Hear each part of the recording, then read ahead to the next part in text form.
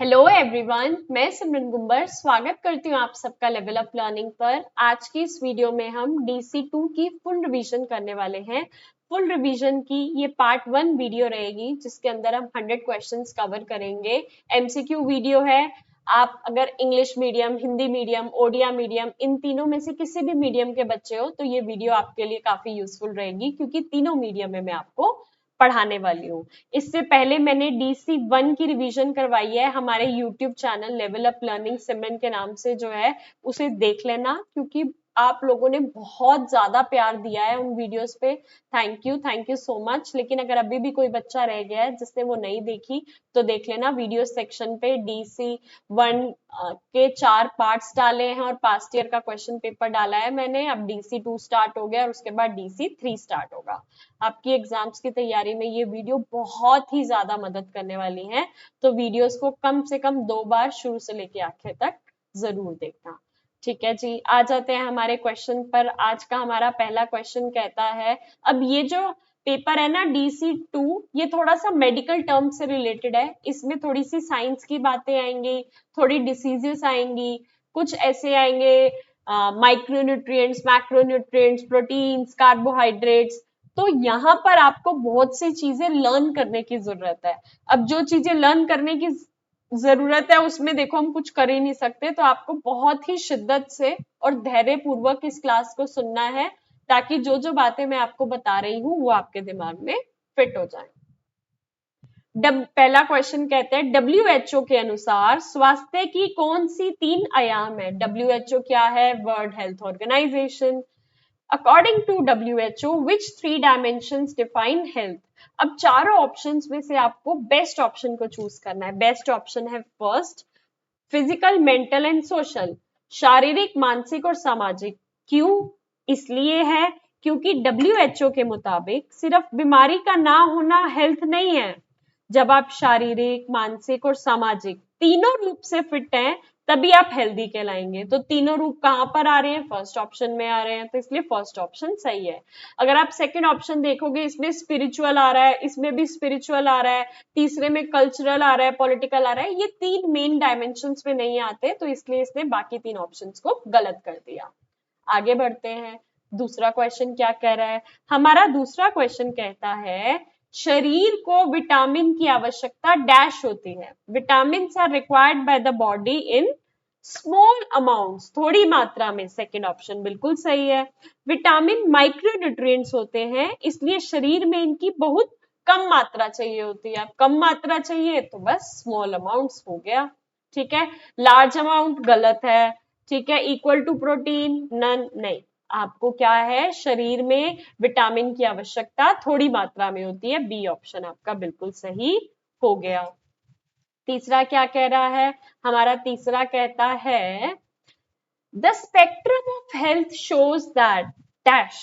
स्वास्थ्य का स्पेक्ट्रम यह दर्शाता है कि, क्या दर्शा रहा है? जो हमारा एक हेल्थ का स्पेक्ट्रम होता है ना, वो ये दर्शाता है स्वास्थ्य निरंतर कल्याण से बीमारी में बदलता रहता है। Health changes continuously from wellness to illness. हमारा स्वास्थ्य कभी भी ना स्थिर नहीं रहता। ये एक स्केल की तरह है जो अच्छा स्वास्थ्य वेलनेस से बीमारी इलनेस के बीच लगातार बदलता रहता है। ठीक है। हो सकता है आज मैं हेल्दी हूं, आज मैं फिट हूं, आपको बहुत बहुत घंटे पढ़ा रही हूं, लेकिन कल को हो सकता है मुझे खांसी लग जाए, हो सकता है कल को मैं बीमार हो जाऊं, है ना। तो बेसिकली हमारी ये जो हेल्थ है ये स्थिर नहीं है, ये हमारी वेलनेस से इलनेस के बीच में घूमती रहती है। कभी हम बहुत अच्छे फिट होते हैं, एनर्जेटिक होते हैं, कभी थोड़े बहुत बीमार हो जाते हैं। तो इसलिए आपका बिल्कुल सही ऑप्शन है बी। पहला ऑप्शन क्यों गलत हो गया? कह रहे स्वास्थ्य स्थिर है, नहीं। इलनेस नेवर एंड, बीमारी कभी खत्म नहीं होती, नहीं, ऐसा भी कुछ नहीं है, हेल्दी भी होते हैं। सब लोगों की सेम हेल्थ होती है, नहीं। तो आपका बी ऑप्शन बिल्कुल सही आ गया। आगे चलते हैं। आगे हमारा क्या है? क्वेश्चन कहता है फोर्थ, स्वास्थ्य के संकेतकों का उपयोग डैश मापने के लिए किया जाता है। Indicators of health are used to measure health status, स्वास्थ्य स्थिति। हेल्थ इंडेक्स जिसे कहते हैं ना, हेल्थ इंडेक्स, लाइफ एक्सपेक्टेंसी का इस्तेमाल समाज का हेल्थ स्टेटस मापने के लिए होता है ना, कि हमारे समाज में कितने लोग हेल्दी हैं, कैसा उनका स्टेटस है। तो बस हमारे इंडिकेटर्स ऑफ हेल्थ क्या मापते हैं, हेल्थ का स्टेटस मापते हैं। बिल्कुल सही हो गया बी। सीधा सीधा जब ऑप्शन में गिवन है आपको हेल्थ का स्टेटस है, इंडिकेटर ऑफ हेल्थ पूछा है, तो हो गया टिक। आगे बढ़ते हैं।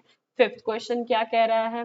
फिफ्थ क्वेश्चन कहता है an ideal health indicator should be, एक आदर्श स्वास्थ्य संकेतों को डैश होना चाहिए, क्या होना चाहिए? वैलिड होना चाहिए, रिलायबल होना चाहिए, सेंसिटिव होना चाहिए और स्पेसिफिक होना चाहिए। वैध, विश्वसनीय, संवेदनशील और विशिष्ट होना चाहिए। एक परफेक्ट हेल्थ इंडिकेटर सटीक, एक तो वैलिड, हर बार सही रिजल्ट देने वाला रिलायबल, ठीक है। एक तो सटीक, बिल्कुल सही रिजल्ट दे, हर बार सेम रिजल्ट दे। जो अगर आज मान लो मेरा बॉडी की शुगर चेक करते हैं, आज जो शुगर आई, अगर 2 घंटे बाद में दोबारा उसी को कर रही हूँ और कोई मैंने कुछ ज्यादा बहुत कुछ मीठा नहीं खाया, तो फिर वही आनी चाहिए ना। तो बेसिकली रिलायबिलिटी इज कि उसके जो रिजल्ट्स आ रहे हैं वो रिलायबल हैं, सही रिजल्ट्स आ रहे हैं, ठीक है। छोटे बदलाव भी, छोटे सा भी कोई चेंज आ रहा है तो वो पकड़ लेता है, तो हाँ मतलब सेंसिटिव है और विशेष स्पेसिफिक है, जिस चीज पे फोकस्ड है उसका रिजल्ट वो बता रहा है। तो आपका फर्स्ट वाला बिल्कुल सही है। सेकंड कह रहा है कॉम्प्लेक्स और कॉस्टली होगा, कॉम्प्लेक्स और कॉस्टली होगा तो सब करवा ही नहीं पाएंगे, सिर्फ सिंपल होगा तो ये बीमारियां नहीं पकड़ पाएगा, अनमेजरेबल माप ही नहीं पाएगा तो हम करेंगे क्या इसका। तो आइडल हेल्थ इंडिकेटर होगा जो वैध होगा, विश्वसनीय होगा, संवेदनशील होगा और विशिष्ट होगा। आगे चलते हैं। Physical quality of life index PQLI includes शारीरिक जीवन गुणवत्ता सूचकांक में डैश शामिल है, क्या शामिल है? इन्फेंट मोर्टेलिटी, लाइफ एक्सपेक्टेंसी और लिटरेसी रेस। शिशु मृत्यु दर, जीवन प्रत्याशा और साक्षरता दर, ठीक है जी। ये एक अंतरराष्ट्रीय फॉर्मूला है, केवल शिशु मृत्यु दर, जीवन प्रत्याशा और साक्षरता दर को ही शामिल किया गया है। तो ये जो बाकी ऑप्शंस है ना वो इसके अंदर नहीं इंक्लूडेड है। अब देखो जो भी फॉर्मूला है, उन्होंने जो फॉर्मूले के अंदर बोला गया है कि ये चीजें मेजर होंगी तो वही मेजर कर सकते हैं ना। तो उनके फॉर्मूले में स्पेसिफिकली मेंशन्ड है कि इन्फेंट मोर्टेलिटी होगी, लाइफ एक्सपेक्टेंसी होगी और लिटरेसी रेट होगा। आगे चलते हैं, अगला क्वेश्चन क्या कह रहा है? प्राथमिक स्वास्थ्य देखभाल किस 4 संदर्भों पर आधारित है? Primary health care is based on which 4 main pillars? कौन से 4 मेन पिलर्स हैं? कम्युनिटी का पार्टिसिपेशन होना चाहिए, इंटरसेक्टरल कोऑर्डिनेशन होना चाहिए, एप्रोप्रिएट टेक्नोलॉजी का यूज हो और इक्विटेबल डिस्ट्रीब्यूशन हो, सामुदायिक भागीदारी हो, अंत क्षेत्रीय समन्वय हो, उपयुक्त तकनीकों का इस्तेमाल किया जाए और समान वितरण हो। ये इसी पर बेस्ड है। प्राथमिक स्वास्थ्य सेवा के लिए समाज की भागीदारी, विभागों का एक दूसरे के साथ तालमेल सही से हो, हम सही तकनीकें यूज करें और सेवाओं का सबसे बराबर बंटवारा जरूरी है। बाकी ऑप्शंस में जो है कि सरकार का नियंत्रण हो, ये कह रहा है गवर्नमेंट कंट्रोल हो, नहीं, ठीक है। फिर एक यहाँ पे आ गया प्रॉफिट, पॉलिटिक्स, इंडस्ट्रियलाइजेशन, नहीं ये सब नहीं आता इसके अंदर, यही सब आता है फर्स्ट वाला। मैंने आपको बताया DC2 का पेपर थोड़ा सा टफ रहने वाला है, कुछ फैक्ट बेस्ड चीजें हैं जो आपको एनीहाउ याद ही करनी पड़ेंगी। आगे चलते हैं। अनाज और दालों का संयोजन डैश को सुधारता है। Combination of cereals and pulses improves क्या? प्रोटीन क्वालिटी, प्रोटीन की गुणवत्ता को। क्या कहते हैं? अनाज और दालों को मिलाकर खाने से, जैसे कि खिचड़ी, प्रोटीन की क्वालिटी सुधारती है क्योंकि दोनों में अमीनो एसिड मिलकर एक कंप्लीट प्रोटीन बनाते हैं।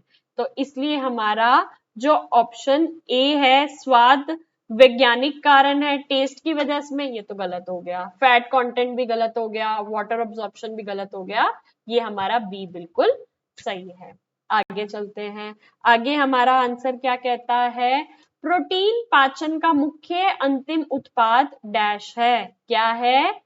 क्या है इसका करेक्ट आंसर? ए, एमिनो एसिड, एमिनो अम्ल।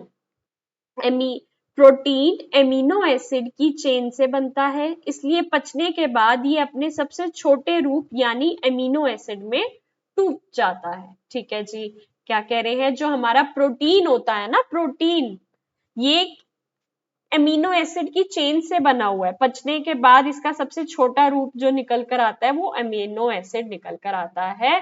तो ए ऑप्शन आपका बिल्कुल सही है। आगे चलते हैं 10th क्वेश्चन की तरफ। वसा का प्रत्येक ग्राम लगभग डैश किलो कैलोरी ऊर्जा प्रदान करता है। कितनी किलो कैलोरी ऊर्जा प्रदान करता है? सीधा सीधा ऑप्शन है नो, 9। मैम इसको समझा दो। क्या समझा दे? लर्न करने वाली बात है तो याद करना है। Each gram of fat provides about 9 kilo calories. ठीक है जी, आगे बढ़ते हैं। 11वां क्वेश्चन कहता है खनिज शरीर में निम्नलिखित में से कौन सा कार्य करते हैं? Minerals perform which of the following functions in the body? Minerals हमें बीमारियों से बचाते हैं, प्रोटेक्टिव, ठीक है, और बॉडी सिस्टम को कंट्रोल करते हैं, रेगुलेटरी। अब हम एक तो बीमारियों से बचा रहे हैं और हमारे बॉडी के सिस्टम्स को कंट्रोल कर रहे हैं, रेगुलेट कर रहे हैं, तो प्रोटेक्टिव और रेगुलेटरी फंक्शंस, रक्षक और नियामक कार्य इसके हो गए। ठीक है जी, आगे चलते हैं। ये कह रहे हैं ऑक्सीजन प्रदान करना। ऑक्सीजन प्रदान करना गलत है, क्योंकि ये काम फेफड़े और हीमोग्लोबिन का है ना, ये काम फेफड़े और हीमोग्लोबिन का है। और फिर कह रहे कंट्रोल हॉर्मोन्स ओनली, ये भी नहीं है। ठीक है, विटामिन संग्रह, स्टोर विटामिन, क्योंकि नहीं, क्योंकि मिनरल्स विटामिन को स्टोर नहीं करते। तो आपका करेक्ट आंसर हो गया प्रोटेक्टिव एंड रेगुलेटरी फंक्शंस। आगे चलते हैं। आगे क्या कह रहा है? शरीर के कुल वजन का लगभग डैश प्रतिशत खनिज होते हैं। कितना? 4 से 6%। 4 से 6%। हमारे पूरे शरीर का वजन का इतना हिस्सा मिनरल्स का होता है। ठीक है जी, 4 से 6%। आगे चलते हैं। आगे क्या कह रहा है? मानव शरीर में सबसे अधिक मात्रा में कौन से 2 खनिज पाए जाते हैं? हमारे मानव शरीर में सबसे ज्यादा कौन से 2 खनिज पाए जाते हैं? Calcium and phosphorus. Calcium and phosphorus. हमारी हड्डियों और दांतों के ढांचे के कारण शरीर में सबसे ज्यादा कैल्शियम और फॉस्फोरस ही होता है। बिल्कुल सही आ गया, है ना। अब हमारे शरीर में हमारी हड्डियों और दांतों का ढांचा ही ऐसा है कि शरीर में सबसे ज्यादा हमें कैल्शियम और फॉस्फोरस मिलता है। लर्न करने वाली बात है तो लर्न ही करना पड़ेगा। नेक्स्ट क्वेश्चन कहता है कैल्शियम और फॉस्फोरस मुख्य रूप से डैश में पाए जाते हैं। किस में पाए जाते हैं? बोन्स और टीथ में, हड्डियों और दांतों में। आगे चलते हैं। आगे क्या कह रहा है? पोटेशियम मुख्य रूप से शरीर के किस द्रव्य में पाया जाता है? ठीक है, पोटेशियम किस उसमें पाया जाता है? इंट्रासेल्युलर फ्लूइड में, कोशिकाओं के अंदर वाले इंट्रासेल्युलर लिक्विड में पोटेशियम मुख्य रूप से रहता है। ठीक है जी, तो हमारा इंट्रासेल्युलर अंत कोशिकीय द्रव। आगे चलते हैं। आगे हमारा 16th क्वेश्चन कहता है क्या? The best natural source of potassium is. Potassium का सबसे अच्छा प्राकृतिक स्रोत क्या है? नारियल पानी, कोकोनट वाटर। नारियल पानी सबसे बेहतरीन और तुरंत एब्जॉर्ब होने वाला नेचुरल सोर्स है। आगे चलते हैं। आगे कह रहा है मैग्नीशियम मुख्य रूप से डैश में संग्रहित होता है। किस में संग्रहित होता है? बोन्स में, हड्डियों में। कैल्शियम की तरह मैग्नीशियम का भी 60% से ज्यादा हिस्सा हमारी हड्डियों में ही फिक्स होता है। तो बोन्स हो गया। आगे चलते हैं। आगे क्या कह रहा है? शरीर में आयरन मुख्य रूप से डैश में पाया जाता है। Iron in the body is mainly present in blood as haemoglobin. रक्त में हीमोग्लोबिन के रूप में पाया जाता है। आयरन का मुख्य काम ऑक्सीजन ट्रांसफर करना है, जो खून में हीमोग्लोबिन के रूप में मौजूद रहकर ही पूरा होता है। ए ऑप्शन बिल्कुल सही है। आगे चलते हैं। Recommended dietary intake RDI includes requirement plus a अनुशासित आहार सेवन में आवश्यकता के साथ साथ डैश भी शामिल होता है। क्या? सेफ्टी मार्जिन, सुरक्षा सीमा। ठीक है, आरडीआई तय करते समय बेसिक जरूरतों में थोड़ा एक्स्ट्रा मार्जिन जोड़ा जाता है ताकि डाइट थोड़ी कम होने पर भी शरीर में न्यूट्रलाइज हो जाए और किसी भी चीज की कमी ना हो। ठीक है जी, हो सकता है आज मैं अपनी हेल्दी डाइट ले रही हूँ, बैलेंस डाइट खा रही हूँ, लेकिन कल ना खा पाऊं। अगर कल मैंने हेल्दी डाइट ना ली तो क्या मतलब मेरे को एक ही दिन में कमजोरी आ जाएगी? नहीं, जो मैंने पहले हेल्दी डाइट ली थी उसका कुछ सेफ्टी मार्जिन हमारी बॉडी में रहता है। ठीक है, वो कवर अप कर देता है। आगे चलते हैं। आहार योजना बनाते समय निम्नलिखित में से किन कारणों पर विचार किया जाना चाहिए? किन कारणों पे ध्यान देना जाना चाहिए कि पोषक की आवश्यकताएं क्या है, कैसा क्षेत्र है, इंसान की आय कितनी है और पसंद, इन सब को ध्यान रख के ही आप डाइट बनाओगे। ठीक है, कि अगर कोई प्रेग्नेंट लेडी है तो उसके न्यूट्रिएंट्स की रिक्वायरमेंट अलग है ना? कोई अडोलेसेंस बच्चा है तो उसकी न्यूट्रिएंट की रिक्वायरमेंट अलग है। कौन से रीजन में रहता है उसके हिसाब से भी डिसाइड होता है कि वहां पे किस टाइप का खाना अवेलेबल है। इनकम पे भी डिसाइड करता है, अमीर है तो महंगी महंगी चीजें भी खा पाएगा, गरीब है तो उसके लिए हमें ऐसा खाना ढूंढना है जिसके अंदर सारे न्यूट्रिएंट्स भी हो और महंगा भी ना हो। प्रेफरेंसेस, पसंद भी उसको आना चाहिए, है ना? तो इन सब चीजों को आपको ध्यान में रखना है। आगे चलते हैं। कौन सी प्रक्रिया बिना अतिरिक्त खर्च के पौष्टिक मूल्य को बढ़ाती है? Which process improves nutritive value without extra cost? Fermentation and germination, किवड़न और अंकुरन। ठीक है जी, किवरन और अंकुरन क्या कह रहे हैं? फर्मेंटेशन और अंकुरित करना बिना किसी अतिरिक्त खर्चे के भोजन में विटामिन और पौष्टिकता बढ़ा देते हैं। तो बिल्कुल सही है, हम इसी टेक्निक को फॉलो करेंगे। आगे चलते हैं। प्री स्कूल बच्चे बेहतर खाना तब सीखते हैं जब वे अकेले खाते हैं, ग्रुप में खाते हैं, खाना खाना छोड़ देते हैं या टीवी देखते हैं। जब वो ग्रुप में खाते हैं, समूह में खाते हैं, एक दूसरे को देखते हैं, वाह ये तो अच्छे से खा रहा है, मैं भी ऐसे ही खाऊंगा, मैं भी अच्छा बच्चा बनूंगा। प्री स्कूल बच्चों के लिए संतुलित नाश्ते का कौन सा संयोजन उपयुक्त है? कौन सा संयोजन उपयुक्त है? लड्डू मेड ऑफ व्हीट, बेसन, पीनट, स्पिनच पाउडर। गेहूं, बेसन, मूंगफली और पालक पाउडर से बने लड्डू। चिप्स और चॉकलेट, चिप्स और चॉकलेट तो देखो वैसे ही कांटा मार दो, टॉफी और बिस्किट भी कांटा मार दो, टी और ब्रेड भी कांटा मार दो। तो हमारे जो व्हीट से बने लड्डू हैं, बेसन, पीनट, स्पिनच पाउडर, ये बच्चे के लिए बिल्कुल सही है। आगे चलते हैं। अगला क्वेश्चन कहता है bottle feeding when the child is sleeping can lead to. बच्चे के सोते समय बोतल में दूध पिलाने से डैश हो सकता है। क्या? घुटन और दांत खराब होना, चोकिंग एंड डेंटल कैरीज। सोते समय बोतल लगाने से दूध सांस की नली में अटक सकता है जिससे चोकिंग होगी। रात भर मुंह में दूध रहने से मसूड़े में बैक्टीरिया पनपता है जिससे दांत खराब होने की चांसेस है। ठीक है जी, आगे चलते हैं। एक स्वस्थ बच्चा वह है जो अपने डैश के अनुसार अपने वातावरण में सामंजस्य बिठा सके। A healthy child is one who can cope up with her environment in a manner appropriate for her age group, आयु वर्ग। अब क्या होता है ना, कुछ क्राइटेरिया सेट होते हैं कि इतने साल का बच्चा ऐसा खाना खा लेना चाहिए जिसके अंदर इतने इतने न्यूट्रिएंट्स होने चाहिए। ठीक है, अगर वो बच्चा वो सारी चीजें खा पा रहा है तो मतलब वो हेल्दी है। एक स्वस्थ बच्चा वही है जो अपनी उम्र के हिसाब से अपने आसपास की दुनिया से तालमेल बिठाकर अपना खाना खा सके, अपनी सारी जरूरतें पूरा कर सके और उसकी डेवलपमेंट प्रॉपर हो सके। बच्चे में अस्वस्थता का पहला संकेत डैश में परिवर्तन हो सकता है। The first sign of ill health in a child may be a change in behaviour, व्यवहार।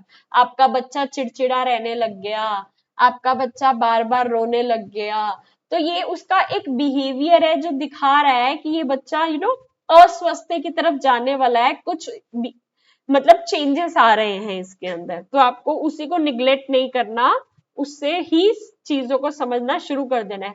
क्योंकि जब बच्चा चिड़चिड़ापन शुरू कर देता है, सुस्त रहना शुरू कर देता है, तो वहीं से बीमारी का स्टार्टिंग हो जाती है। प्रत्येक बच्चे के पास स्वास्थ्य विवरण दर्ज करने के लिए डैश होना चाहिए। क्या होना चाहिए? हेल्थ कार्ड होना चाहिए, जिसमें बच्चे की हेल्थ की डिटेल्स लिखी जाएं। कैसी डिटेल्स लिखी जाएं? कितना वजन है, कितनी हाइट है, कौन कौन सी वैक्सीनेशन लग गई है, अगली वैक्सीनेशन कब लगेगी। हर बच्चे का एक हेल्थ कार्ड होना चाहिए। समय से पहले जन्म या 2500 ग्राम से कम वजन वाले शिशु को डैश माना जाता है। क्या? हाई रिस्क, उच्च जोखिम। उच्च जोखिम कैसे? जिन बच्चों का वजन पैदा होते समय 2.5 किलो से कम होता है, या जो उस समय से पहले पैदा होता है, उनकी इम्यूनिटी कम होती है और उन्हें खास देखभाल चाहिए। ठीक है। अब जो भी बच्चे का जो टाइम है कि इस टाइम पर उसको होना चाहिए, कहते हैं ना, जब प्रेगनेंसी के टाइम मदर अपनी गायनेकोलॉजिस्ट के पास जाती है, डॉक्टर के पास जाती है, तो डॉक्टर एक डेट दे देती है कि इस टाइम पीरियड तक आपका बच्चा हो जाएगा, और उससे काफी जल्दी हो गया, है ना। 9वें महीने में होता है नॉर्मली, 8वें में हो गया, 7वें में हो गया, या जब पैदा हुआ तो 2.5 किलो से कम है, तो उसको क्या है? हाई रिस्क पे, उच्च जोखिम पे। अभी उसकी इम्यूनिटी भी प्रॉपर डेवलप नहीं हुई, तो इन्फेक्शन कैच करने की उसकी ज्यादा दिक्कत चांसेस हैं, या हो सकता है उसकी सारी चीजें प्रॉपर तरीके से डेवलप ना हो। ठीक है जी। आगे क्या कह रहे हैं? विटामिन डी की डेफिशिएंसी जो बच्चों में होती है, उससे क्या हो सकता है? उससे रिकेट्स हो सकता है। रिकेट्स हो सकता है। रिकेट्स विटामिन डी की कमी से हड्डियां कमजोर होकर मुड़ जाती है। ठीक है जी, तो विटामिन डी का ध्यान रखना है। आगे चलते हैं। 30th क्वेश्चन क्या कहता है? 4 वर्ष से अधिक उम्र के बच्चों के लिए सामान्य नाड़ी दर प्रति मिनट होती है। अब देखो, एक कहते हैं ना, स्पेशल टिप ये है, जो हमारे हिंदी और इंग्लिश मीडियम वाले बच्चे हैं ना, कई बार जब आप हिंदी में क्वेश्चन पढ़ते हो ना, तो आपको समझ ही नहीं आता क्या है। तो आपका हिंदी और इंग्लिश मीडियम का क्वेश्चन पेपर होता है, तो अगर कोई क्वेश्चन हिंदी में ना समझ आ रहे हो, तो एक बार इंग्लिश में पढ़ के देख लेना। कुछ ऐसे वर्ड्स होते हैं जो हमें इंग्लिश में ज्यादा कंफर्टेबल रहते हैं। Normal pulse rate for children above 4 years is 80 to 90 पर मिनट। टिक कर दो 80 to 90। आगे चलते हैं। त्वचा की लोच खो जाना डैश का संकेत है। Loss of skin elasticity indicates क्या? डिहाइड्रेशन, निर्जलीयकरण। शरीर में पानी की भारी कमी होने पर त्वचा अपनी इलास्टिसिटी खो देती है, खिंची खिंची सी स्किन महसूस होती है। तो कृपया करके पानी पीते रहा करो, ताकि आपको पानी की कमी ना हो। आगे चलते हैं। आगे कह रहा है, which of the following is a function of dietary fibre? निम्नलिखित में से कौन सा आहार रेशे का कार्य है? सेकेंड, रिलीविंग कॉन्स्टिपेशन, कब्ज से दूर करना। फाइबर जो होता है ना, हमारी आंतों में पानी सोखकर स्टूल को सॉफ्ट बनाता है और कब्ज दूर हो जाती है। तो फिर क्या क्या आंसर होगा? कब्ज को दूर करना। आगे चलते हैं। Essential amino acids are those which cannot be synthesized by the body. शरीर द्वारा नहीं बनाए जा सकते। अब असेंशियल अमीनो एसिड को हमारा शरीर खुद नहीं बना सकता, इसलिए हमें उन्हें भोजन से लेना जरूरी होता है।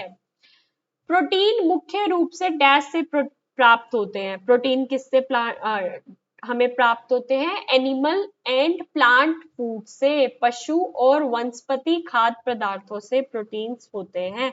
प्रोटीन हमें दोनों, जैसे दूध, अंडा, मीट और दालें, सोयाबीन, इन सब चीजों से मिलते हैं। आगे चलते हैं।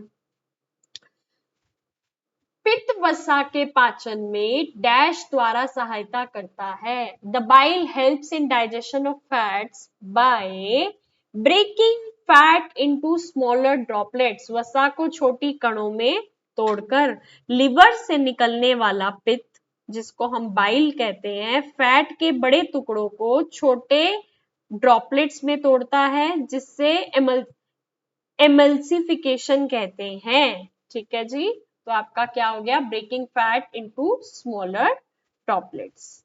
ठीक है जी, आगे चलते हैं। आगे कह रहा है the major component of the human body is, हमारे शरीर का लगभग 60 से 70 हिस्सा सिर्फ पानी से बना है। तो सबसे मेजर कंपोनेंट होगा पानी, जल ही जीवन है। आगे चलते हैं। ठीक है जी, कौन से खाद्य पदार्थ रेशे के समृद्ध स्रोत हैं? Which foods are rich sources of fibre? Whole cereals and pulses, साबुत अनाज और दाने। साबुत अनाज और छिलके वाली दालों का सबसे ज्यादा फाइबर होता है।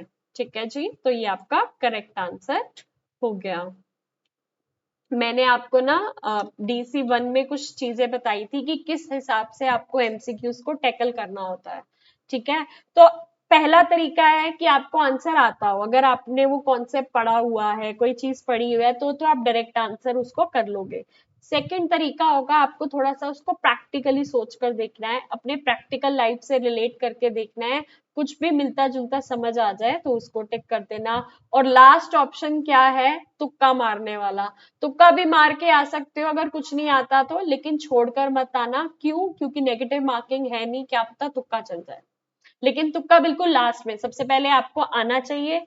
नहीं आता तो प्रैक्टिकली सोचकर देखना है।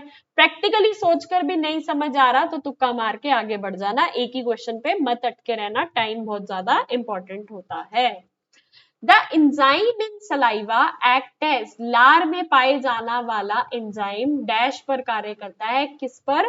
कुक्ड स्टार्च, पका हुआ स्टार्च। हमारी लार में इमाइलेज एंजाइम होता है जो मुंह में ही पके हुए स्टार्च को तोड़ना शुरू कर देता है। तो ये कुक्ड स्टार्च, पके हुए स्टार्च को ब्रेक करता है। आगे चलते हैं। 1 gram of carbohydrate provides approximately dash kilocalories। कितनी kilo calories? 4 kilo calories. Learn करने वाली बात है तो लर्न कर लेना। Glycogen is the storage form of dash in the body. Glycogen शरीर में डैश का संयचन रूप है, किसका?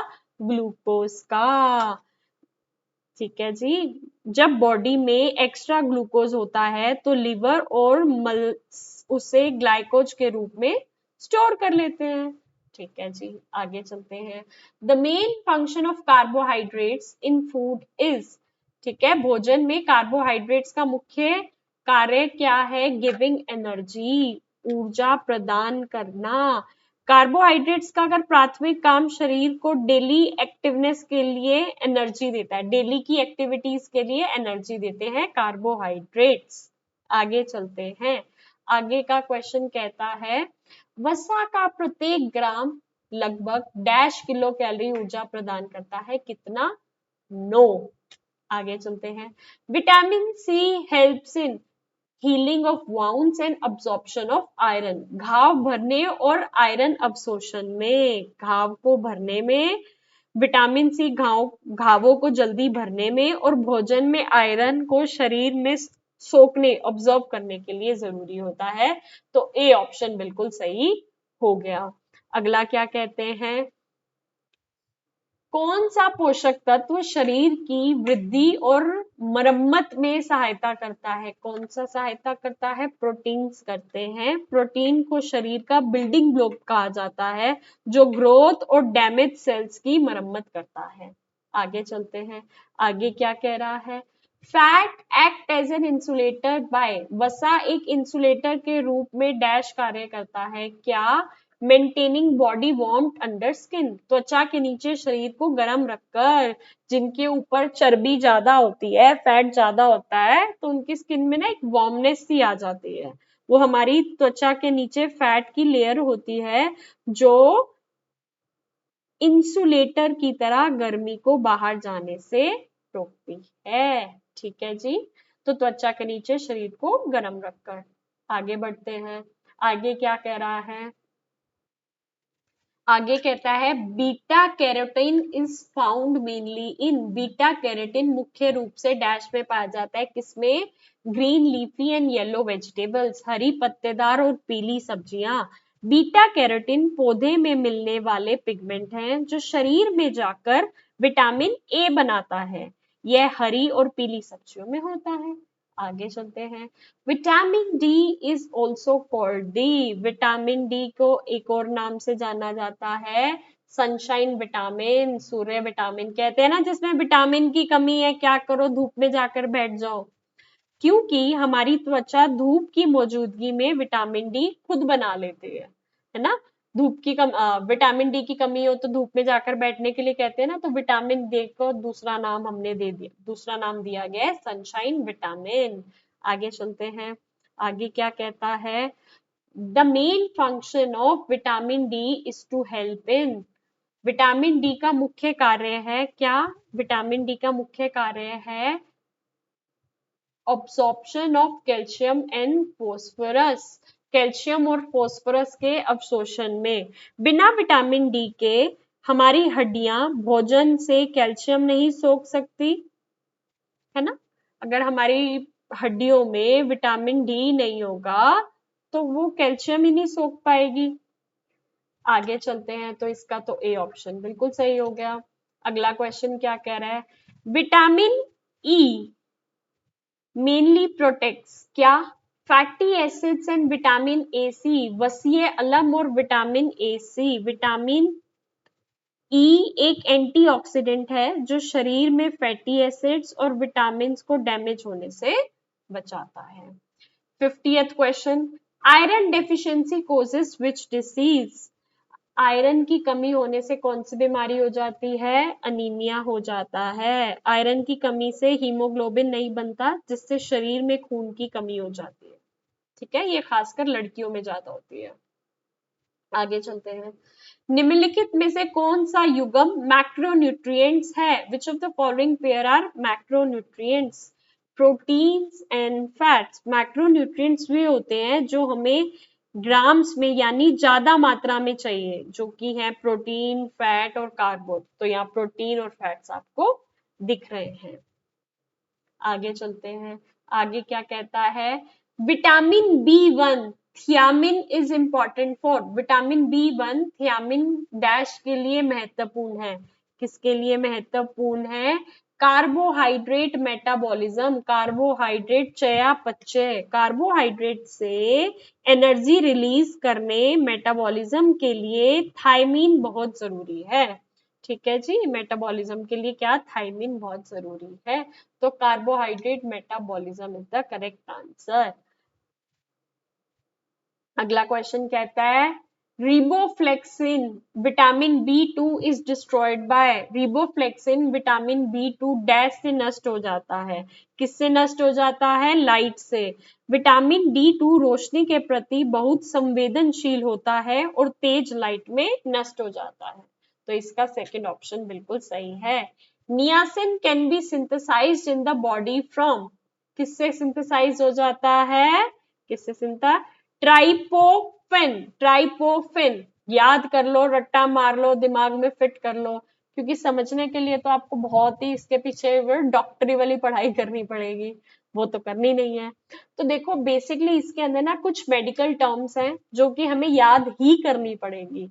सिर्फ आप ही को नहीं कह रही, अपनी बारी भी, मैं भी जब पेपर देने गई थी ना, तो ये वाले पेपर में मुझे सबसे ज्यादा डर लगता था कि टीचर तो मुझे पता है मैं अच्छी हूँ, बच्चों को कैसे टैकल करना है मैं बता सकती हूँ, लेकिन ये जो मेडिकल टर्म्स वाले क्वेश्चन आ जाते हैं कि किस बॉडी से कौन सा एंजाइम कहाँ से निकाल के क्या करता है, उसमें मेरा क्या होगा, है ना। तो कुछ चीजें याद ही करके जानी पड़ती हैं, अच्छे से याद करके जाना। Folic acid is essential for, folic अलम डैश के लिए आवश्यक है, लाल रक्त कोशिकाओं के निर्माण के लिए, formation of red blood sales.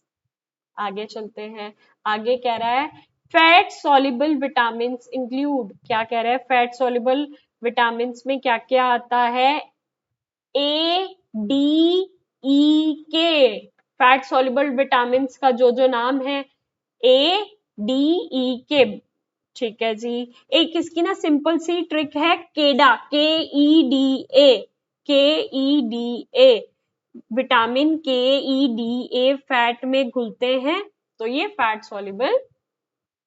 Soluble vitamin हुए, के ई डी ए, केडा, केडा याद कर लेना, फैट सॉल्युबल विटामिन है। Excess fats in the diet are stored in the body as adipose tissue. वसायुक्त ऊतक डाइट का एक्स्ट्रा फैट त्वचा के नीचे चर्बी के रूप में जमा हो जाता है, उसे कहते हैं adipose tissue. The World Health Organization defines health as, क्या, विश्व स्वास्थ्य संगठन के अनुसार स्वास्थ्य की परिभाषा है पूर्ण शारीरिक, मानसिक और सामाजिक कल्याण, complete physical, mental and social wellbeing. एक इंसान को आप तभी हेल्दी कह सकते हो अगर वो फिजिकली हेल्दी है, पूरा शारीरिक रूप से हेल्दी है, सारे उसके बॉडी पार्ट्स अच्छे से वर्क कर रहे हैं, हेल्दी है, मेंटली हेल्दी है, मानसिक रूप से भी उसका दिमाग इतना स्ट्रांग है, एज एन किसी स्ट्रेस से डील नहीं कर रहा या कुछ ऐसे, कोई उसकी दिमागी हालत खराब नहीं है, वो भी हेल्थ का ही पार्ट है। सोशल वेलबींग, समाज में कैसे वो लोगों के साथ डील कर रहा है, उसको समाज में रहना आता है, ये सब हमारा क्लब करके एक हेल्दी इंसान बनाता है। आगे चलते हैं, आगे कहता है क्या, child mortality rate refers to death in children aged 1 to 4 years, 1 साल से लेके 4 साल तक के बच्चों का चाइल्ड मोर्टेलिटी रेट होता है। बाल मृत्यु दर उन बच्चों की मृत्यु को दर्शाता है जिनकी आयु 1 से लेके 4 साल तक की होती है। आगे चलते हैं, maternal mortality rate MMR shows मातृ मृत्यु दर डैश दर्शाती है, female death during pregnancy and child birth. आपको पता है चाइल्ड बर्थ के दौरान, डिलीवरी के टाइम जो एक माँ की हेल्थ होती है बहुत क्रूशियल होती है, कुछ लोगों की डेथ भी हो जाती है। तो गर्भावस्था या प्रसव के दौरान जिन महिलाओं की मृत्यु हो जाती है उसको किस चीज के अंदर कैलकुलेट किया जाता है, maternal mortality rate. First option आपका बिल्कुल सही है।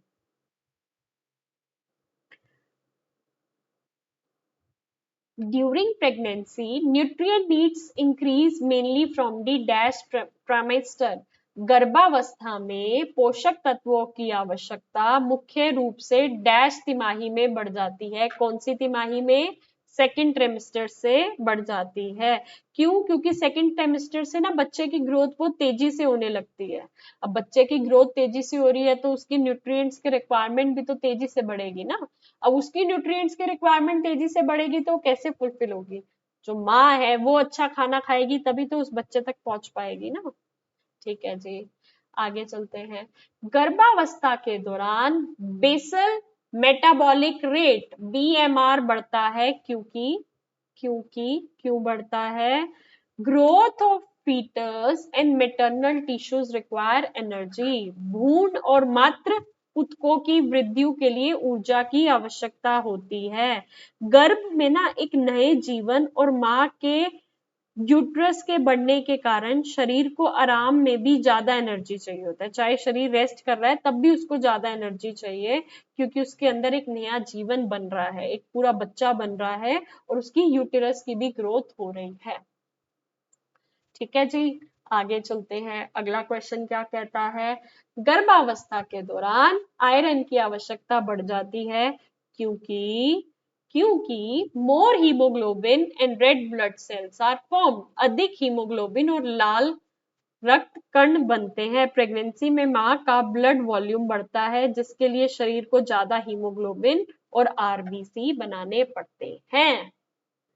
देखो जितना मुझसे हो सका मैं कोशिश कर रही हूँ आपके लिए इंपॉर्टेंट क्वेश्चंस लेकर आने के लिए, लेकिन हमारा सिलेबस बहुत ही ज्यादा वास्ट है हर यूनिट के अंदर बहुत से एमसीक्यूज हैं, तो अगर आप चाहते हो कि आप बिल्कुल बेस्ट तैयारी करो, आपने मोस्टली सारे क्वेश्चंस ऐसे हो जो आपने पढ़ रखे हो, हर यूनिट के जो कॉन्सेप्ट बेस्ड क्वेश्चंस बनते हैं आपने वो पढ़ रखे हो, तो आप हमारे एमसीक्यू लेना चाहो, पर सब्जेक्ट 100 रुपीज के हैं, तीनों सब्जेक्ट्स के आपको 300 में मिल जाएंगे।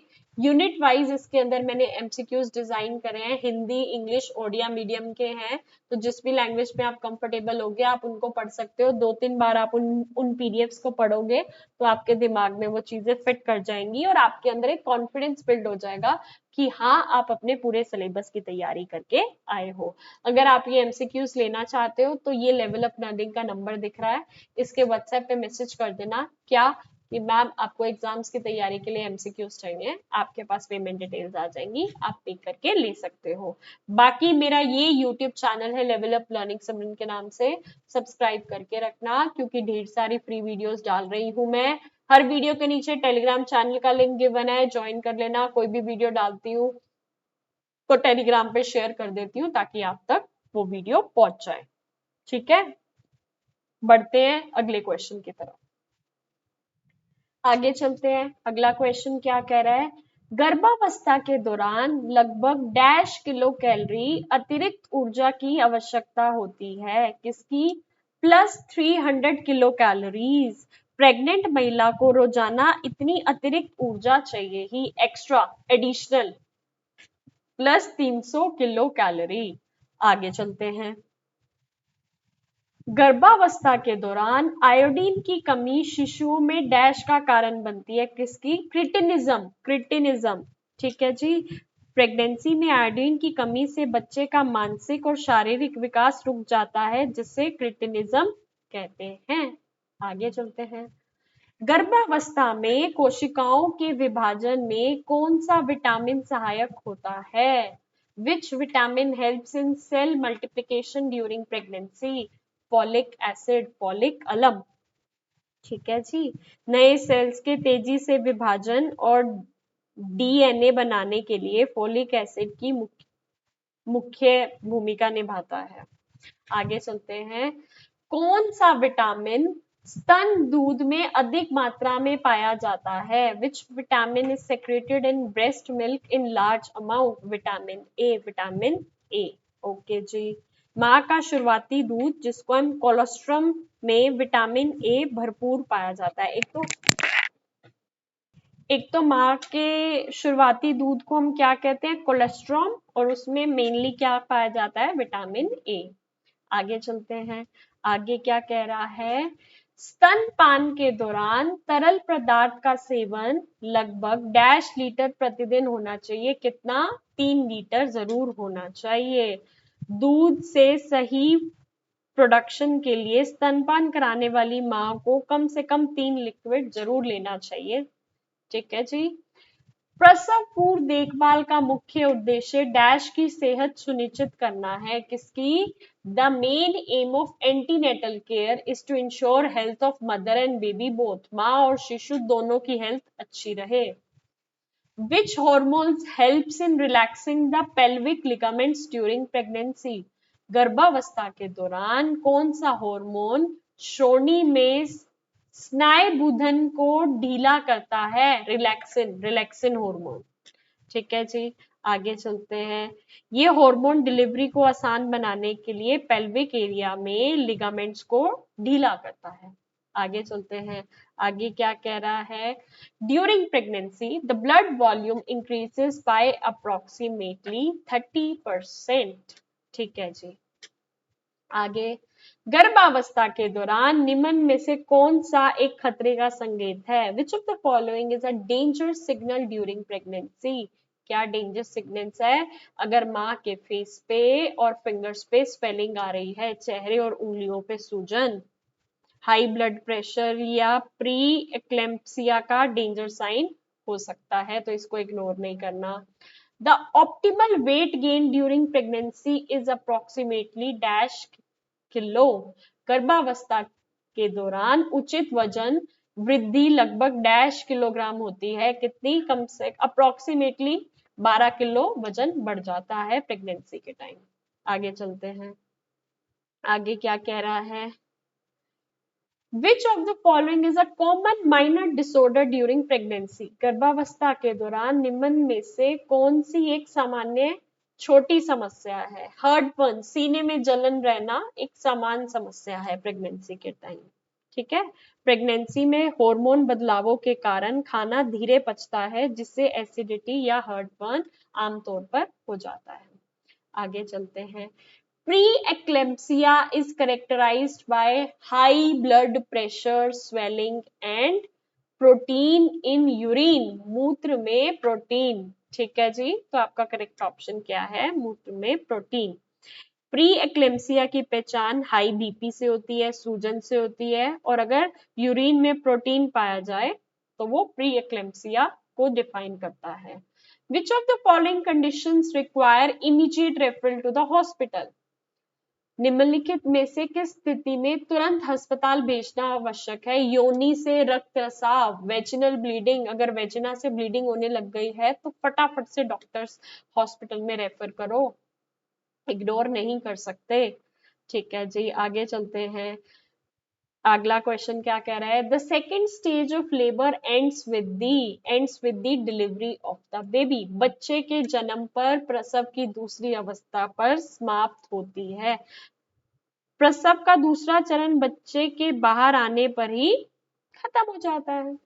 ठीक है, सामान्यत प्रसव के बाद गर्भनाल डैश मिनट में बाहर आ जानी चाहिए। Normally the placenta should be expelled with in 30 minutes after birth. Birth के मतलब पैदा होने के, बच्चे के पैदा होने के बाद 30 मिनट के अंदर गर्भनाल बाहर आ जानी चाहिए। ठीक है जी, आगे चलते हैं। आगे क्या कह रहा है? The fourth stage of labour last for, कितने देर तक लास्ट करता है? अप्रोक्सीमेटली 1 घंटा। प्रसव के बाद का पहला घंटा ऑक्सवर्जन स्टेज कहलाता है, ताकि माँ का ब्लीडिंग, बेसिकली ऑब्जर्वेशन स्टेज कहलाता है, ताकि माँ की ब्लीडिंग चेक की जा सके कि नॉर्मल है ना, बहुत ज्यादा तो नहीं ब्लड का लॉस हो रहा। ठीक है, आगे चलते हैं। Cutting off the umbilical cord should be done with a, नाल को काटना डैश से किया जाना चाहिए। नया कीटाणु रहित ब्लेड, न्यू स्टेरिलाइट ब्लेड, ऐसे नहीं हो कि कोई इन्फेक्टेड ब्लेड लगा दो, नहीं। नवजात को टेटनस या इन्फेक्शन से बचने के लिए हमेशा नए और कीटाणु रहित स्टेरिन ब्लेड से नाड़ काटी जानी चाहिए। ठीक है जी, आगे चलते हैं। The most efficient source of heat for a newborn is mother's body. नवजात शिशु के लिए गर्मी का सबसे प्रभावी स्रोत क्या है? माँ का शरीर। माँ के शरीर से लपेट के उसको रख दो, मतलब बेसिकली कहते हैं ना, माँ के सीने पे बच्चे को रख देते हैं तो वो वार्मनेस आती है, वो एक फिजिकल कांटेक्ट बिल्ड होता है, वो कनेक्शन बिल्ड होता है। Which of the following is a minor disorder in the newborn? निम्नलिखित में से कौन सी नवजात शिशु की एक मामूली बीमारी है? ओरल थ्रश, मुख का संक्रमण, बच्चों के मुंह में फंगस से सफेद परत जमना, जिसको कि हम ओरल थ्रश, एक मामूली और ठीक होने वाली समस्या है, तो ओरल थ्रश इसका करेक्ट हो जाएगा। आगे चलते हैं। The best food for an infant up to 4 to 6 months of age is, 4 से 6 महीने की आयु तक शिशु के लिए सबसे अच्छा भोजन है क्या? ब्रेस्ट मिल्क, माँ का दूध। माँ का दूध बच्चे की सारी न्यूट्रिएंट्स की रिक्वायरमेंट्स को पूरा कर देता है। ठीक है, सबसे सर्वोत्तम है और संपूर्ण माना जाता है बच्चे के आहार के लिए। आगे चलते हैं। Supplementary food should be introduced by the age of, किस एज में सप्लीमेंट्री फूड इंट्रोड्यूस करा देने चाहिए? 4 से 6 महीने में अनुपूरक भोजन शुरू कर देना चाहिए। इस उम्र के बाद सिर्फ दूध से बच्चे की जरूरतें पूरी नहीं होती, इसलिए ऊपरी अर्ध ठोस खाना शुरू करना चाहिए। शिशुओं के लिए बेसिक मिक्स किस भोजन संयोजन को कहा जाता है? Which food combination is called a basic mix for infants, cereals and pulses? अनाज और दालों को इस उम्र के अनाज और दाल ऊपरी आहार शुरू करते समय पतली खिचड़ी बना दो या दाल चावल का पतला सा छोटा सा बेसिक मिक्स खिला दो जो कि पाचन में आसान रहे और उसको न्यूट्रिएंट वैल्यू मिल जाए। आगे कह रहे हैं the ideal food texture for a 9 to 12 month old infant is 9 से 12 महीने के शिशु के लिए भोजन का आदर्श बनावट होती है क्या? सेमी सॉलिड टू सॉलिड, अर्ध ठोस से ठोस। 9 से 12 महीने के बच्चे को मैश किया हुआ सेमी सॉलिड से सॉलिड खाना देना चाहिए ताकि मसूड़े उसके मजबूत हो और धीरे धीरे वो चीजें खानी शुरू करे। शिशु आहार इज एन एग्जाम्पल ऑफ, शिशु आहार डैश का उदाहरण है किसका? प्रीमिक्स फॉर इन्फेंट्स, शिशुओं के लिए प्रीमिक्स। शिशु आहार घरों या आंगनबाड़ियों में तैयार होने वाला ready to cook powder premix होता है। ठीक है, आगे चलते हैं। Iron is required for the formation of, iron dash के निर्माण के लिए आवश्यक है, किसके निर्माण के लिए? हीमोग्लोबिन के निर्माण के लिए। Foods that are too spicy should be avoided for toddlers because toddler के लिए बहुत मसालेदार भोजन से बचना चाहिए क्योंकि वे पाचन तंत्र को प्रभावित करते हैं, बच्चा उन्हें डाइजेस्ट नहीं कर पाता।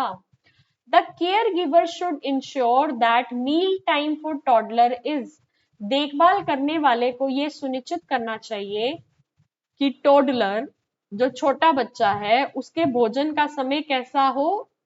रिलैक्स्ड और प्लीजेंट, आरामदायक और सुखद हो कि उसको मजा आए खाने में, रिलैक्स होकर अपनी मील को वो इंजॉय करे। ठीक है जी, आगे क्या कह रहा है? अगला क्वेश्चन है pale nails and tongue in a child are a sign of, बच्चे में फीके नाखून और जीभ डैश का संकेत है, किसका संकेत है? अनीमिया का। ठीक है जी, खून की कमी हो गई है, अनीमिया हो जाएगा। The BCG vaccine protect against tuberculosis, क्षय रोग से, पैदा होते ही लगने वाला BCG का टीका बच्चे को टीबी से बचाता है।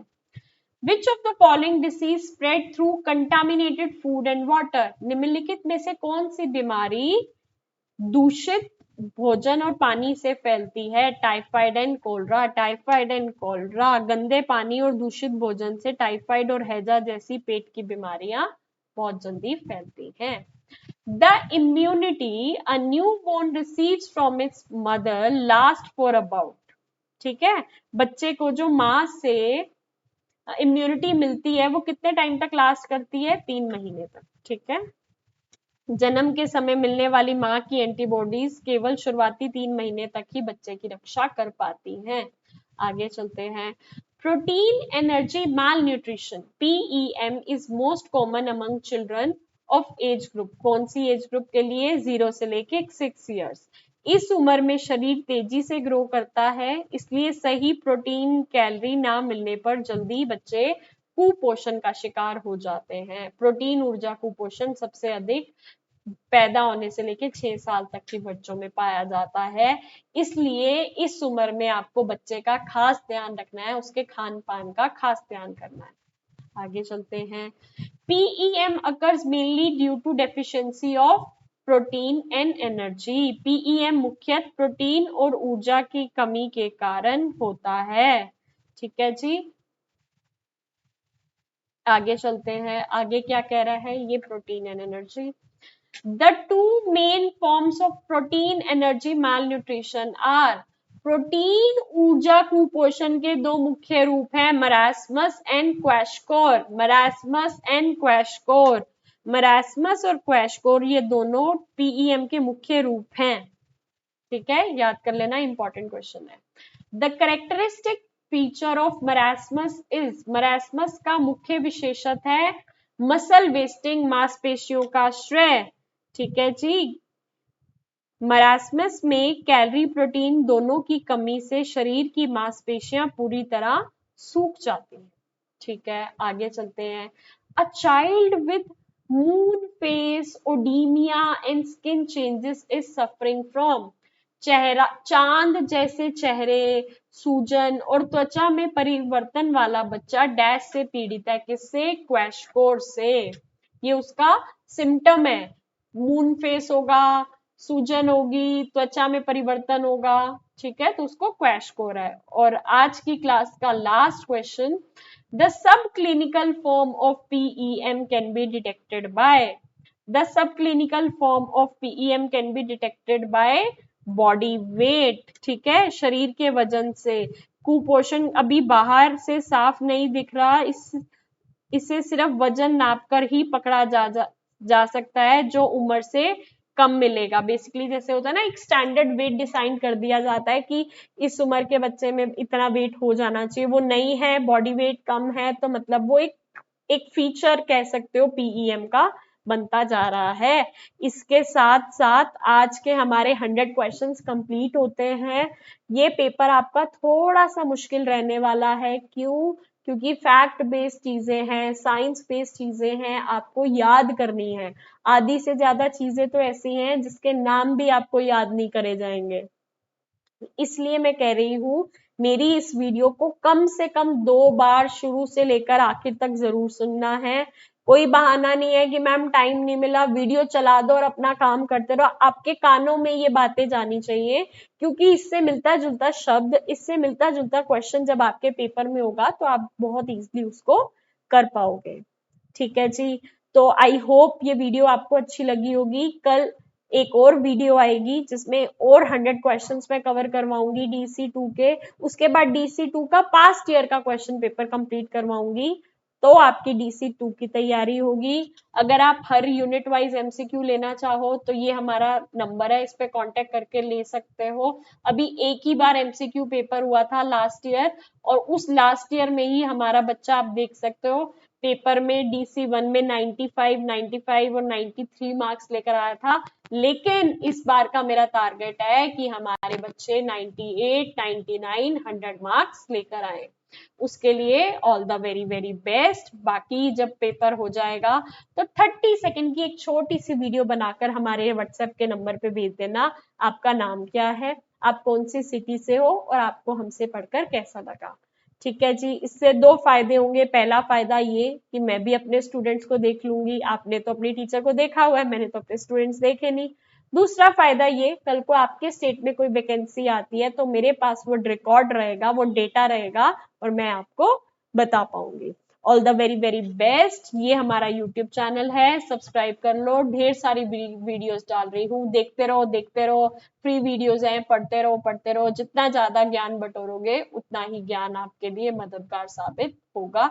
लास्ट के कुछ दिन रह गए हैं, तो बहुत ही डेडिकेटली आपको पढ़ाई करनी है। हर वीडियो के नीचे टेलीग्राम चैनल का लिंक गिवन है, ज्वाइन कर लेना। इससे ज्वाइन करोगे, एक तो सबसे ऊपर इसके पिंड मैसेज पे मैंने DEC की बुक्स भी डाली हुई है फ्री में, वो डाउनलोड करके पढ़ना चाहो तो उसमें से भी पढ़ सकते हो। बाकी रिविजनरी वीडियोस जैसे जैसे मैं इसमें डाल रही हूँ आपको पता लगती रहेंगी। OMR शीट पेपर बेस्ड आएगा, OMR शीट में आंसर्स मार्क करने होंगे, OMR शीट कैसे भरनी है उसकी वीडियो भी मैं जल्दी चैनल पे डाल दूंगी। तब तक ये पढ़ाई करते रहो। Thank you so much.